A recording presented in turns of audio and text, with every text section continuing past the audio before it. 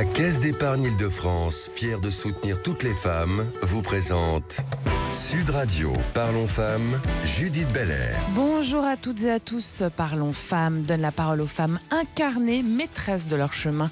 On parle vrai sur Sud Radio, vous le savez. C'est une artiste multiple, actrice, écrivaine, femme de scène, femme de mots. Eleonora Galasso, vous publiez un roman assez bouleversant, je dois dire. La vie selon Zoé, c'est sorti chez Michel Lafon. Un roman où l'amitié devient une déflagration, une histoire de femme, de vie ou de mort, ou même de mort et de mort. Vous êtes aussi actuellement sur scène dans Le Bourgeois Gentilhomme au Théâtre Antoine, aux côtés de Jean-Paul Rouve, dans une mise en scène de Jérémy Lippmann.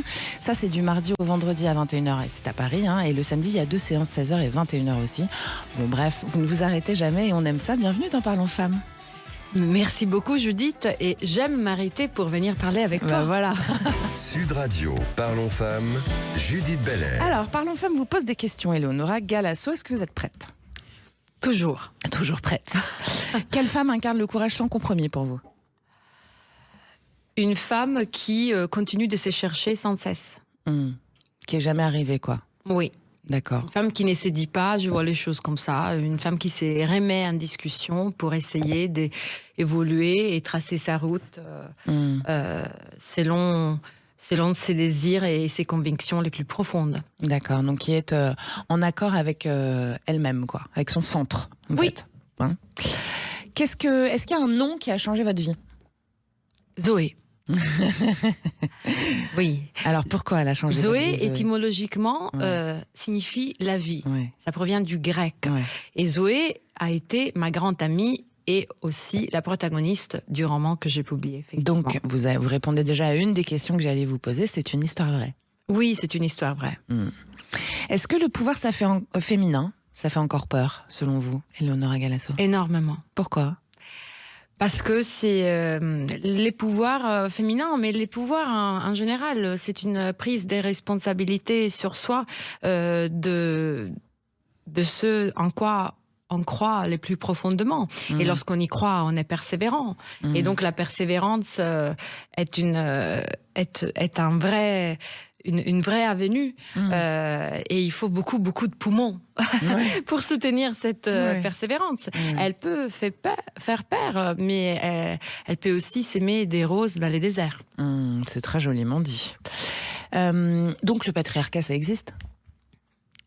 Disons que ma vision des choses, c'est les ponts entre l'Italie et la France. Donc je viens de l'Italie. C'est très différent, ou pas ?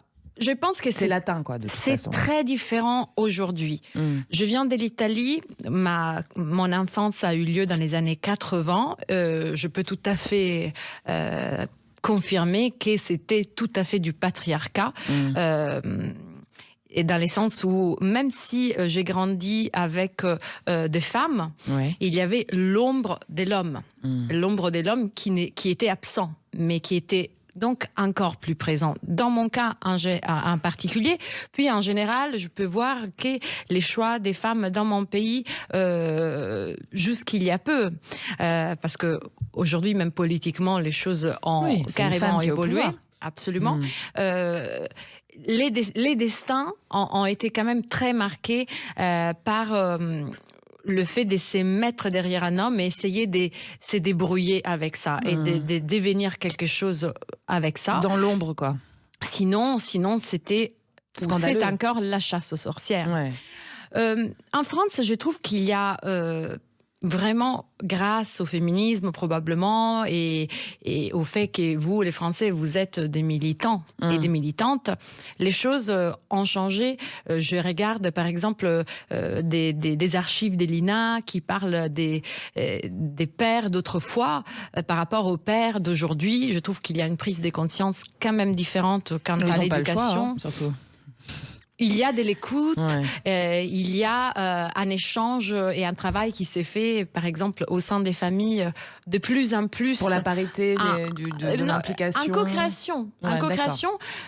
Évidemment, il y a toujours l'autorité parentale. Je parle du père, je parle de la mère. Mais je trouve qu'aujourd'hui, de plus en plus, il y a aussi une nouvelle forme de conservatorisme, si on peut ainsi dire. Conservatisme. Une nouvelle forme de conservatisme qui se fait, c'est-à-dire les couples, qu'elles soient ensemble ou explosés, pour les biens des enfants, on a tendance à se parler plus. Moi, je viens d'une génération où, lorsque les gens se séparaient, pouvaient ne plus se parler pendant 30 ans, par exemple. Et c'était très, très commun, puisque les divorces étaient moins communs. Bien sûr. Et devenaient donc un drame. Alors aujourd'hui, c'est devenu la norme. Et donc, on essaye aussi de faire avec et de faire quelque chose de vertueux d'un désastre. Est-ce que vous aussi, si vous aviez un souhait comme ça, qu'un petit génie pouvait vous réaliser, ça serait quoi votre souhait? Comme ça, il y a un génie qui apparaît, qui vous dit « Je te réalise le souhait que tu veux, Éléonora », ça serait quoi? Fallait voir votre sourire, là. Mon souhait serait... Alors, il faut que j'y réfléchisse 2 secondes. Non, je ne vais pas trop réfléchir. Oui, mon souhait serait probablement qu'on garde une partie de notre enfance intacte et pure jusqu'à la fin de nos jours. On dit souvent que lorsqu'on devient sénile, on redevient enfant. Et c'est, pour moi, les combles de la sagesse. J'aimerais que chacun de nous puisse garder enfant à n'importe quel moment. Garder cette partie d'enfance intouchée quelque part, toujours en soi, parce que c'est l'espoir. Alors justement, qu'est-ce que vous lui diriez à l'enfant que vous étiez, cette petite fille, si vous aviez un petit message à lui passer? Je lui dirais qu'après tout va bien se passer. Bon, voilà. Alors, Éléonora Galasso, vous publiez donc La vie selon Zoé, c'est chez Michel Lafon. Le pitch, c'est Zoé, qui est un personnage incandescent, excessive, lumineuse, démesurée, une femme trop, qui a vécu, que vous avez connue vraiment, maintenant on le sait, trop vivante, trop sauvage, trop fragile. Une de ces présences qui vous emporte, qui vous brise aussi, mais qui vous apprennent à vivre plus fort. C'est un peu ça que vous nous racontez. Oui, elle a certainement laissé dans son sillage une forme de courage que je n'avais pas, moi, pour moi-même. D'accord. Elle a peut-être réveillé une étincelle qui était à moi, mais elle a laissé ça dans son sillage et je voulais en faire la cérémonie. Alors, ce qui est intéressant, c'est que c'est une histoire d'amour, mais en fait, c'est une histoire d'amitié. L'amitié, elle est souvent reléguée dans les romans derrière l'amour ou la famille, etc. Et vous, c'est un peu le héros principal de votre récit, en fait. Est-ce que ça, c'est conscient chez vous? Que vous changez un peu les codes?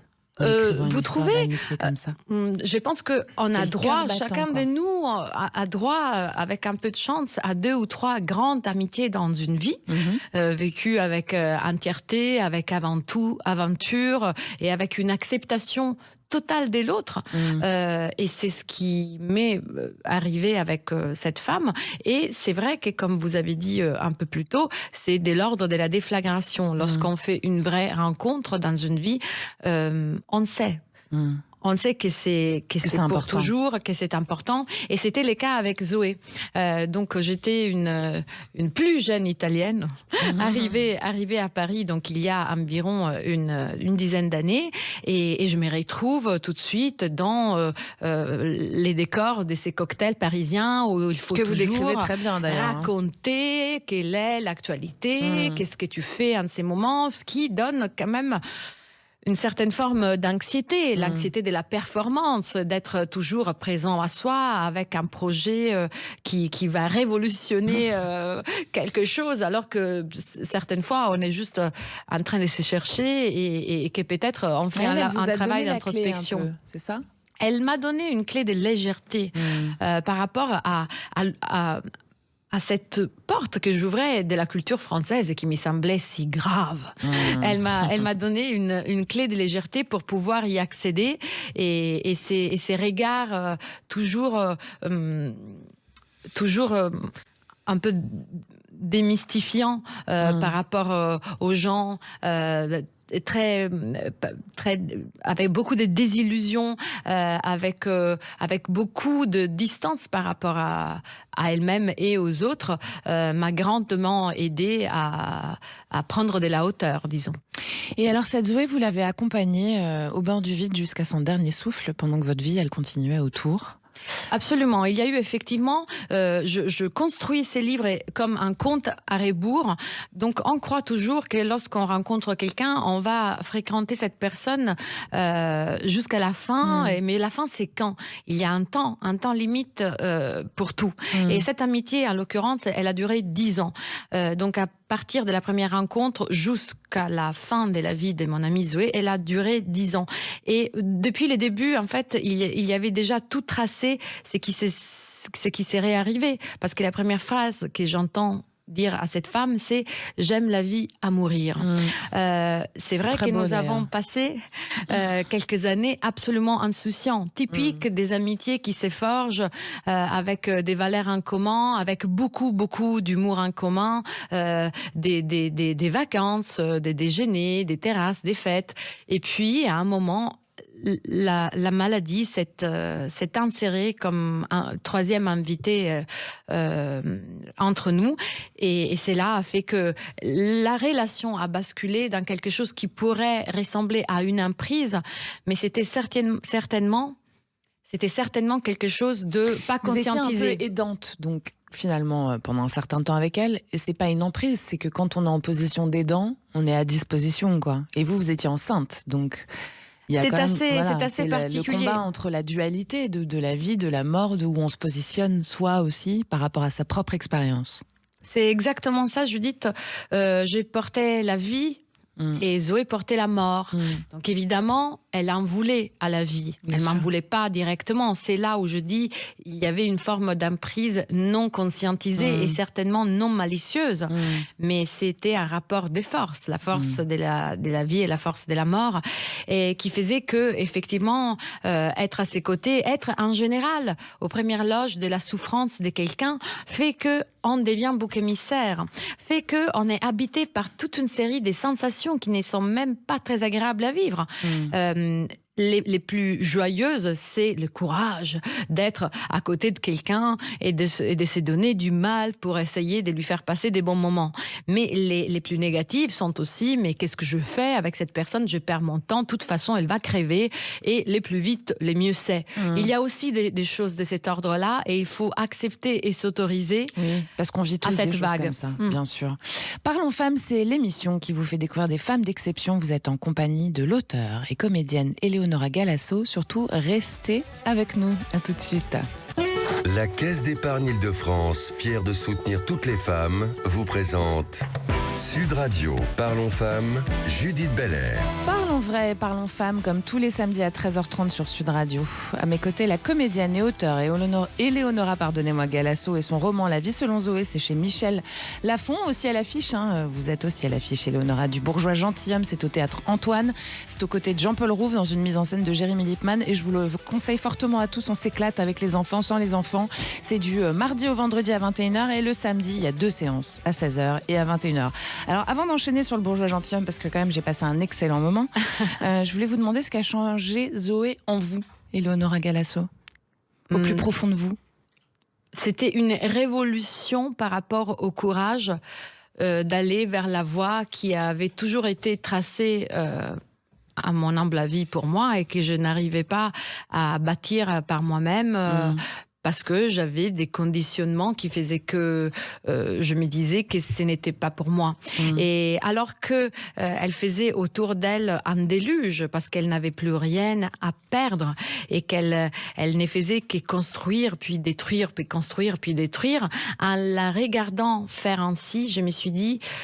Qu'est-ce que j'ai construit moi? Est-ce que c'est bien? Je me suis remise donc en discussion, et je reviens donc aux premières phrases qu'on a échangées.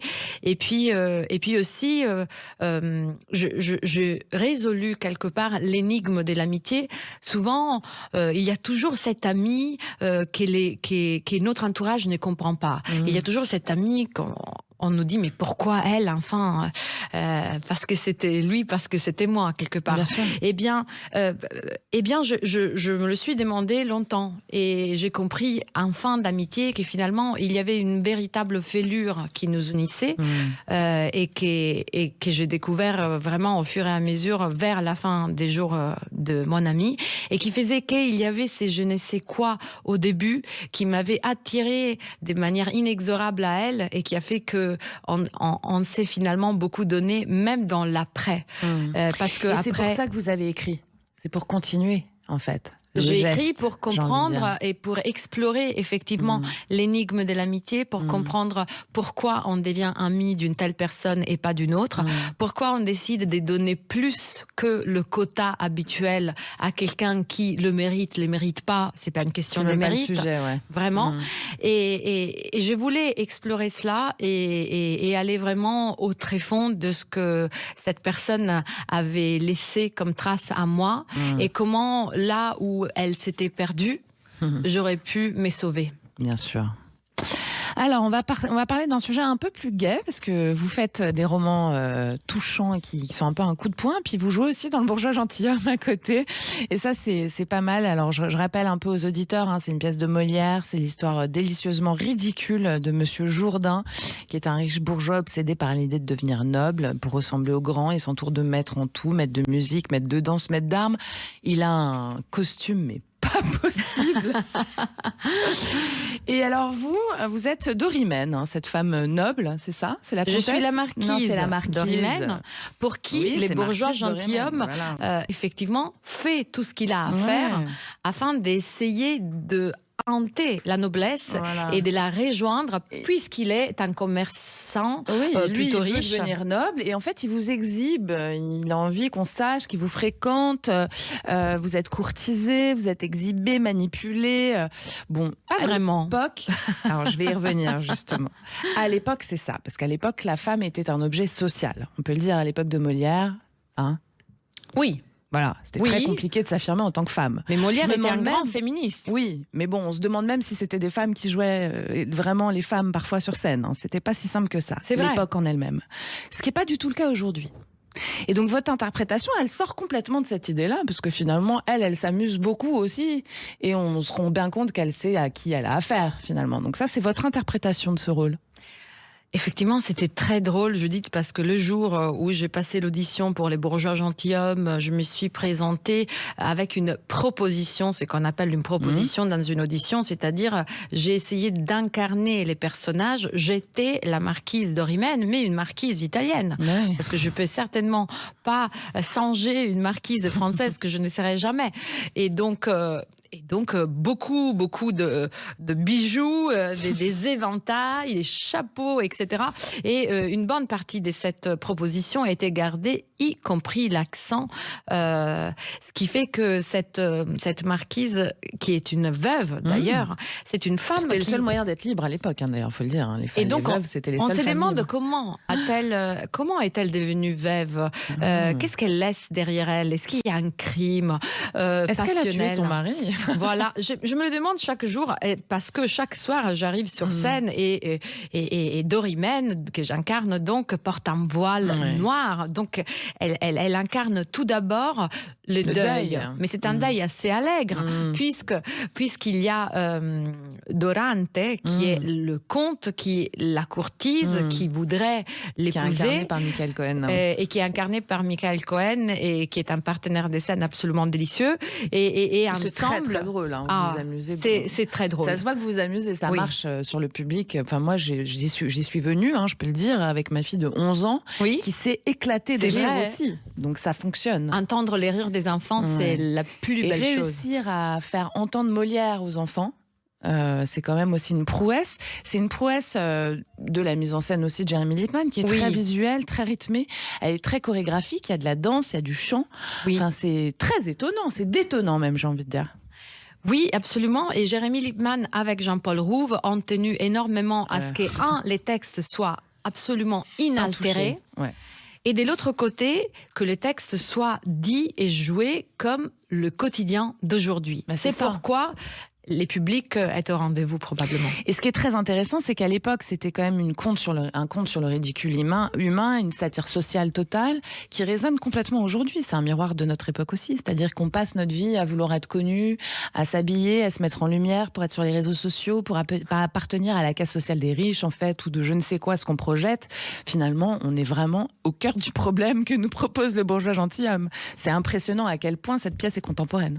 C'est impressionnant aussi son regard vis-à-vis de la femme, parce que Madame Jourdain, interprétée par Marie Parouti, qui est extraordinaire, elle interprète une femme très forte qui ne s'agenouille pas au baliverne de son mari et qui essaye de le faire revenir à la raison, notamment lorsque son mari voudrait marier leur fille Lucile au fils du grand Turc, en lui disant « mais c'est autant votre fille qu'est la mienne, donc j'ai mon mot à dire et j'ai ma décision à prendre aussi sur son destin. » Et nous avons tous trouvé cela absolument bouleversant, qu'il y a 350 ans, on puisse écrire quelque chose d'aussi phénoménalement féministe. Bah, c'était un génie, Molière, ça a traversé les siècles, hein, clairement.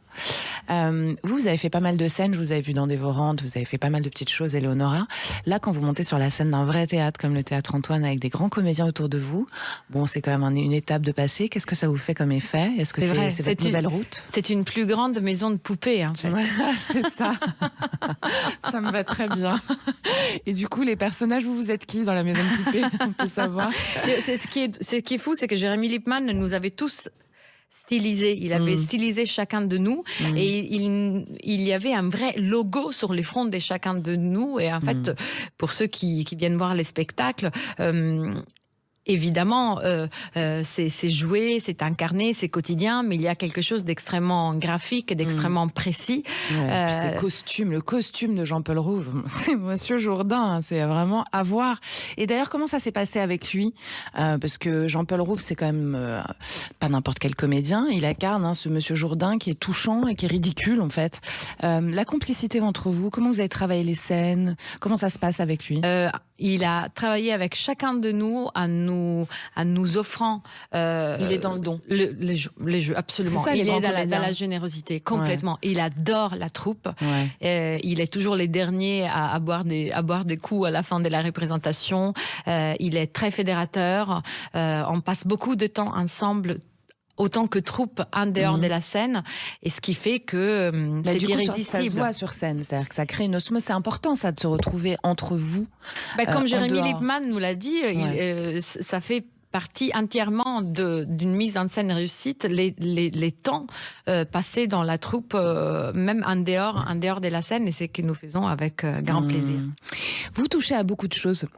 Éléonora Galasso, que ça soit l'écriture, que ça soit la scène en général, que vous soyez seul en scène ou que vous soyez sur scène directement, vous êtes dans une expression en fait permanente finalement, quel que soit le médium. Ce qui vous importe, c'est de donner à dire, à voir aux gens, c'est ça? C'est de donner à dire et à voir des choses dans lesquelles je crois. Et dans l'essence des Dorimènes, par exemple, ce qui m'a plu énormément, c'est l'effet qu'elle joue à être la poupée manipulable par les hommes, mais finalement que les choix reviennent à elle quant à qui elle veut épouser, et elle n'est pas dupe, elle a compris très bien que Dorante est un conte, certes, mais il est totalement fauché, il est profondément amoureux d'elle, et que finalement elle fait un mariage d'amour parce qu'elle a envie de s'amuser énormément avec cet homme si fantasiste avec elle. Est-ce que ça résonne chez vous, ça?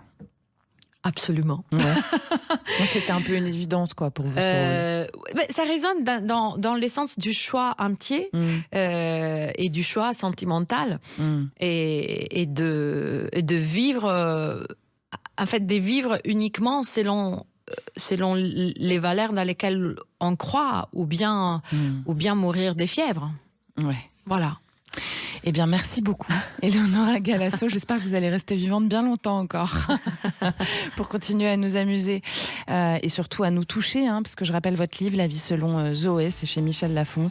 Je le recommande, c'est un très très joli livre, touchant, voilà, c'est le mot. Vous êtes aussi à l'affiche du Bourgeois Gentilhomme, c'est au Théâtre Antoine, on l'a dit, c'est à Paris, c'est aux côtés de Jean-Paul Rouve, c'est une mise en scène de Jérémy Lippmann. C'est du mardi au vendredi à 21h, le samedi 2 séances, 16h et 21h. Merci beaucoup d'être venu par ici, Éléonora Galasso. Parlons femmes sur Sud Radio, c'est terminé. On se retrouve samedi prochain à 13h30 et puis sans oublier demain, vous le savez, à 19h pour cet excellent. Merci à Julien qui réalise pour vous aujourd'hui et moi je vous embrasse. Bye.